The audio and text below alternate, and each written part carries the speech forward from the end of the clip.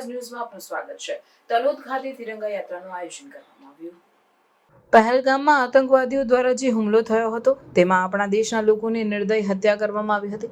આપણા દેશની બહેન દીકરીઓના ધર્મ પૂછીને સિંદૂર ઉજાડવામાં આવ્યા હતા, જેના કારણે ભારતમાં શોકની લાગણી છવાઈ હતી। પાકિસ્તાનના આતંકવાદીઓથી આ નાપાક હરકતોથી આપણા દેશના વડાપ્રધાન માનનીય નરેન્દ્રભાઈ મોદીના સંચાલન હેઠળ જે ત્રણેય પાંખના જવાનોએ જે રીતે પાકિસ્તાનને સર્જિકલ સ્ટ્રાઇકથી જડબાતોડ જવાબ આપ્યો અને આપણા સૈનિકોના શૌર્ય અને પરાક્રમનો દાખલો આખા વિશ્વને આપ્યો છે, તો એના અનુસંધાનમાં આપણા તલોદમાં તિરંગા યાત્રાનું આયોજન હિન્દુ એકતા સંગઠન તલોદ દ્વારા કરવામાં આવ્યું છે।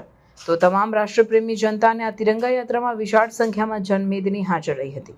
આ પ્રસંગે તલોદ પ્રાંતિજ ધારાસભ્ય ગજેન્દ્રસિંહ પરમાર, શહેર પ્રમુખ કૌશલભાઈ ગજ્જર, તલોદ નગરપાલિકા પ્રમુખ રમીલાબેન ચાવડા પરમાર, એપીએમસી ચેરમેન સંજયભાઈ પટેલ, રેખાબા ઝાલા, વિશ્વ હિન્દુ પરિષદ પ્રમુખ ટીનુભા ઝાલા, પૂર્વ નગરપાલિકા પ્રમુખ રંગુસિંહ સોલંકી, પૂર્વ શહેર પ્રમુખ દામોદરભાઈ પટેલ, મહામંત્રી નરેન્દ્રસિંહ ઝાલા, પૂર્વ મહામંત્રી વિનોદભાઈ સુથાર, તલોદ નગરપાલિકા કોર્પોરેટર સંગઠન પ્રમુખ, ઉપ પ્રમુખ, મંત્રીઓ, હોદ્દેદારો, વેપારીઓ તેમજ તલોદ શહેરીજનો મોટી સંખ્યામાં હાજર રહ્યા હતા।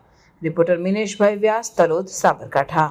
આવા ન્યૂઝ જોવા માટે સાબર આવાજ યુટ્યુબ ચેનલને સબસ્ક્રાઇબ કરો અને લાઇક કરો, જેથી હવે પછીના દરેક સમાચાર સબસ્ક્રાઇબ કરેલા હશે તેઓને નવા સમાચારની માહિતી મળી જશે।